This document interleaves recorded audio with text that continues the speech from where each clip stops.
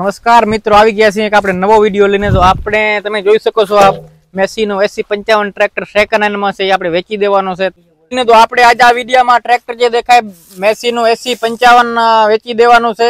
તો એમની કન્ડિશનની તો આપણે વાત કરીએ તો એમાં કમ્પ્લીટ ટાયર છે ને 90% જેવા ટાયર છે ને 1500 કલાક જેવો હાલેલો છે, તમે વિડીયોમાં જોઈ શકો છો। અને આગળની વાત કરીએ તો આપણી બીજી કન્ડિશન તમને વિડીયોમાં જોવા મળશે। અને વધારે પડતો ટ્રોલામાં જે હાલેલો છે તો ટ્રેક્ટરમાં કાંઈ જોવા પડવું છે એની કંપની કન્ડિશનમાં છે।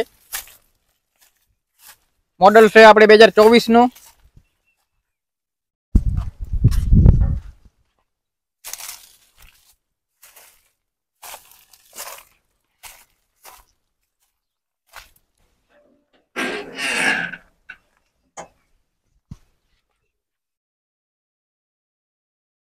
તો મિત્રો આપણે આના ભાવની વાત કરીએ તો પાર્ટી 8,20,000 રૂપિયા ભાવ રાખેલો છે, જે બેઠક ઉપર ફેરફાર થઈ જશે। ને નંબર તમને ડિસ્પ્લે ઉપર આપેલા છે, તો કોન્ટેક્ટ કરવા માટે ડિસ્પ્લે ઉપર નંબર જોઈ શકો છો।